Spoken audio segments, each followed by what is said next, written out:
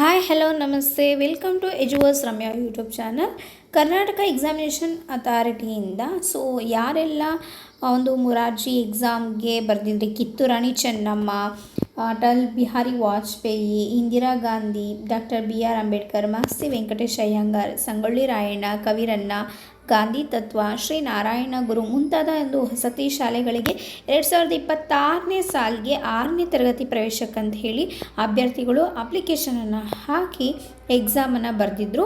So ಈ ಕ್ರೈಸ್ ಈಗಾಗಲೇ ಅರ್ಹತೆ ಪಟ್ಟಿಯನ್ನು ಮುಂಚಿತವಾಗಿ ಬಿಟ್ಟಿತ್ತು. 1ನೇ ತಾರೀಕು 4ನೇ ತಿಂಗಳಿಗೆ ಬಿಟ್ಟಿತ್ತು. ಅದರಲ್ಲಿ ರ್ಯಾಂಕ್ ಲಿಸ್ಟು ಸಹ ಬಂದಿತ್ತು. ಈಗ 16ನೇ ತಾರೀಕು ಏನು ಮಾಡಿದೆ ಅಂತ ಹೇಳಿದ್ರೆ, ತಾತ್ಕಾಲಿಕ ಫಲಿತಾಂಶವನ್ನು ನಾವು ಇದನ್ನು ಗಮನಿಸಬೇಕು. ಇದು ಕೇವಲ ತಾತ್ಕಾಲಿಕ ಫಲಿತಾಂಶವನ್ನು ಯಾವ ಆಧಾರದ ಮೇಲೆ?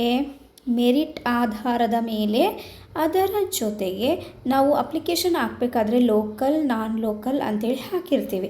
ಸೊ ಅದರ ಒಂದು ಆಧಾರದ ಮೇಲೆ 16ನೇ ತಾರೀಕು ಒಂದು ಮೊದಲನೇ ಸುತ್ತಿನ ತಾತ್ಕಾಲಿಕ ಫಲಿತಾಂಶವನ್ನು ಈಗಾಗಲೇ ಪ್ರಕಟಿಸಿದೆ. ನಾವು ಅದನ್ನು ನೋಡ್ಕೊಂಡಿದ್ದೀವಿ ಅಲ್ವಾ?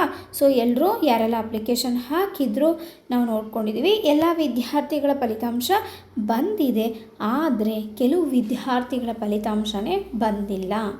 ಅದಕ್ಕೆ ಒಂದು ಸಹಾಯಕ ದೂರವಾಣಿಗೆ ಕರೆ ಮಾಡಿ ವಿಚಾರಿಸಿದಾಗ ಕೆಲವರು ಸರಿಯಾಗಿ ರೆಸ್ಪಾನ್ಸ್ ಮಾಡಲಿಲ್ಲ.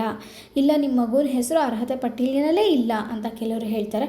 ಸೊ 0 ಬಂದಿರೋ ಮಕ್ಕಳ ಹೆಸರು ಸಹ ಅರ್ಹತೆ ಪಟ್ಟಿನಲ್ಲಿ ಇದೆ, ಆದರೆ ಅವರು ಸರಿಯಾಗಿ ರೆಸ್ಪಾನ್ಸ್ ಮಾಡಲಿಲ್ಲ. ಒಂದು ಬಾರಿ ಮತ್ತೊಮ್ಮೆ ಕರೆ ಮಾಡಿದಾಗ ಅವರು ಹೇಳಿದಂತಹ ಉತ್ತರ, ಯಾವುದೇ ಒಂದು 0 ತೆಗೆದಿರೋ ಮಗು ಆಗಿರ್ಬೋದು ಅಥವಾ ಎಷ್ಟೇ ಮಾರ್ಕ್ಸ್ ತೆಗೆದಿರೋ ಮಗು ಆಗಿರ್ಬೋದು, 50, 40 ಎಷ್ಟು ತೆಗೆದಿರೋ ಮಗು ಆಗಿರ್ಬೋದು, ಯಾವುದೋ ಒಂದು ಶಾಲೆಯಲ್ಲಿ ಒಂದು ಡಿಸ್ಟಿಕ್ನಲ್ಲಿ ಒಂದು 30ರಿಂದ 35 ಶಾಲೆಗಳು ಇರುತ್ತೆ ಅಂತ ಹೇಳಿದ್ರೆ, ಸೊ ಆ ಒಂದು ಯಾವುದೋ ಒಂದು ಶಾಲೆಗಳಲ್ಲಿ ಆ ಮಗುವಿಗೆ ಸೀಟ್ ಲಭ್ಯ ಆಗಿರುತ್ತೆ ಅಲ್ವಾ? ಸೊ ಅಂಥದ್ರಲ್ಲಿ ಕೆಲವು ಮಕ್ಕಳಿಗೆ ಸೀಟೇ ಬಂದಿಲ್ಲ. ಅಂದರೆ ಅರ್ಹತೆ ತಾತ್ಕಾಲಿಕ ಫಲಿತಾಂಶದಲ್ಲಿ ಕೆಲವು ಮಕ್ಕಳ ಹೆಸರೇ ಪ್ರಕಟಿಸಿಲ್ಲ. ಈ ರೀತಿಯಾದಂತಹ ಒಂದು ತೊಂದರೆ ಈ ಒಂದು ಫಲಿತಾಂಶ ಪಟ್ಟಿಯಲ್ಲಿ ಬಂದಿದೆ. ಅದರ ಜೊತೆಗೆ ಏನಾದರೂ ನಿಮ್ಮ ಒಂದು ಪೇರೆಂಟ್ಸ್ಗೆ ಈಗಾಗಲೇ ಪ್ರಕಟಿಸಿರುವಂತಹ ಒಂದು ಫಲಿತಾಂಶದ ಬಗ್ಗೆ ಏನಾದರೂ ಆಕ್ಷೇಪಣೆ ಇದ್ದರೆ ಅಥವಾ ಬದಲಾವಣೆ ಇದ್ದರೆ, ಆಮೇಲೆ ನೀವೇನಾದರೂ ಕೌನ್ಸಿಲಿಂಗ್ ಬಯಸಿದರೆ ಇದರಲ್ಲಿ ಕೌನ್ಸಿಲಿಂಗ್ ಅವಕಾಶವೂ ಸಹ ಇರುತ್ತೆ. ಹಾಗಾಗಿ ದಿನಾಂಕ 21/5/2026 ಒಳಗಾಗಿ ನೀವು ಅಪ್ಲಿಕೇಶನ್ ಹಾಕಿರುವಂತಹ ಶಾಲೆಗಳಿಗೆ ಹೋಗಿ, ಅಥವಾ ನಿಮಗೆ ಏನು ಸೀಟ್ ಅಲಾಟ್ ಆಗಿರುತ್ತಲ್ವ, ಸೊ ಆ ಶಾಲೆಗಳಿಗೆ ಹೋಗಿ ಆಧಾರ ಸಹಿತ, ಇಲ್ಲಿ ನೋಡಿ ಆಧಾರ ಸಹಿತ ಅಂತ ಹೇಳಿದ್ರೆ ದಾಖಲೆಗಳು, ನಿಮ್ಮ ಮಗುವಿನ ಪ್ರತಿಯೊಂದು ದಾಖಲೆ, ಅಪ್ಲಿಕೇಶನ್ ಹಾಕಿರೋದ್ರಿಂದ ಹಿಡಿದು ಹಾಲ್ ಟಿಕೆಟಿಂದ ಹಿಡಿದು ರಿಜಿಸ್ಟರ್ ನಂಬರು, ಸ್ಯಾಟ್ಸ್ ನಂಬರು, ಶಾಲಾ ದೃಢೀಕರಣ ಪತ್ರ, ಬರ್ತ್ ಸರ್ಟಿಫಿಕೇಟ್, ಆಧಾರ್ ಕಾರ್ಡ್ ಮತ್ತು ಫೋಟೋ, ಈ ಎಲ್ಲ ಒಂದು ಆಧಾರಗಳನ್ನು ಸಹಿತವಾಗಿ ಆಕ್ಷೇಪಣೆಗಳನ್ನು ನಾವು ಲಿಖಿತ ರೂಪದಲ್ಲಿ, ನಮ್ದು ಏನು ಪ್ರಾಬ್ಲಮ್ ಅಂತೇಳಿ ಲಿಖಿತ ರೂಪದಲ್ಲಿ ನಾವು ಬರೆದು ಕೊಡಬೇಕಾಗತ್ತೆ. ಅವರಿಗೆ ಹೋಗಿ ಆಯಾ ಶಾಲೆಗಳಲ್ಲೇ ನಾವು ಕೊಡಬೇಕು.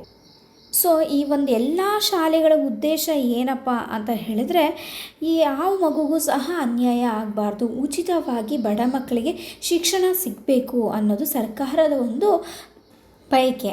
ಆದರೆ ಇಲ್ಲಿ ಮಗುವಿನ ಹೆಸರೇ ಕಾಣೆಯಾಗಿದೆ. ಎಲ್ಲಿ ಹೋಯಿತು ಮಗುವಿನ ಹೆಸರು ಕೇಳಿದ್ರೆ ಸರಿಯಾದ ಉತ್ತರ ಇಲ್ಲ. ಹಾಗಾಗಿ ಆಕ್ಷೇಪಣೆಗಳನ್ನು ಸಲ್ಲಿಸೋದಕ್ಕೆ ಒಂದು ಅವಕಾಶ ಅಂತಲೇ ಹೇಳ್ಬೋದು. ಯಾರಿಗೆಲ್ಲ ನಿಮಗೆ ತೊಂದರೆ ಆಗಿದೆ, ನೀವು ಲಿಖಿತ ರೂಪದಲ್ಲಿ ಆಕ್ಷೇಪಣೆಯನ್ನು ಸಲ್ಲಿಸ್ಬೋದು.